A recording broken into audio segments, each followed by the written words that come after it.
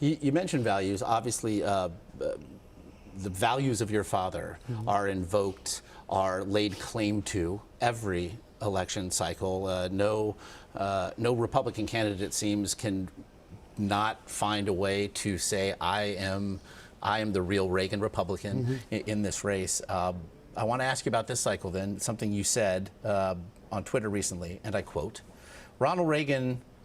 if Ronald Reagan was anything like Donald Trump, Nancy Reagan would never have married him. That's true. End quote. Your thoughts on somebody who last night called himself the presumptive nominee? Well, he's the presumptive nominee, but he's not Ronald Reagan. Ronald Reagan was not demeaning to people.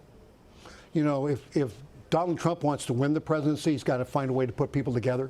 Ronald Reagan did. He reached out to everybody. Remember, he was elected because Democrats voted for him. You know, Republicans is a small party. You got to bring Democrats in to win. But he wasn't demeaning. And so that's what I mean by that.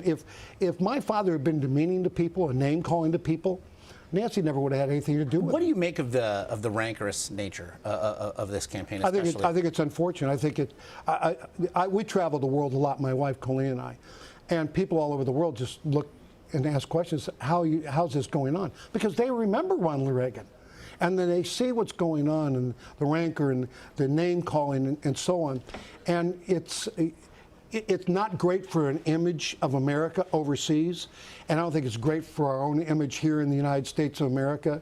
You can't push people away and then expect them to come back to you at some point to vote for you and be on your team. And when you look back, your father often reached across the aisle to get things done. That now is looked at as a sort of political heresy, certainly by the parties. What would he make again of the idea of the polarization that we see in Washington? Well, I think I say this when I go out and speak. I'll get my honest with you. I don't think he'd get the nomination today if he ran for president of the United States. Really? But I don't think Kennedy would get the nomination either the Democrat Party. I mean, Ronald Reagan raised taxes, signed abortion bill, no-fault divorce, and was a union leader.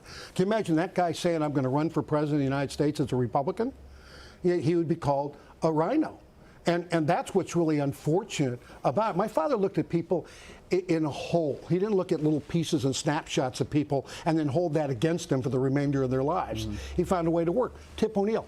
If Tip O'Neill and him don't come together, there's no tax reform. There's no bill signing at the ranch August 13th of 1981. It just doesn't happen.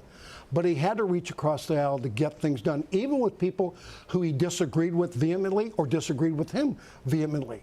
You have to be able to work together to be able to solve the problems of the United States and the world. Again, as you mentioned, even in doing the book, you realized that you were still learning every day. So much to learn about your father, by any measure, an American who looms over his time. The book, Lessons My Father Taught Me, the strength, integrity, faith of Ronald Reagan, his son Michael Reagan. Thank you so much for joining us today. Thank really you. Appreciate it. Thank you.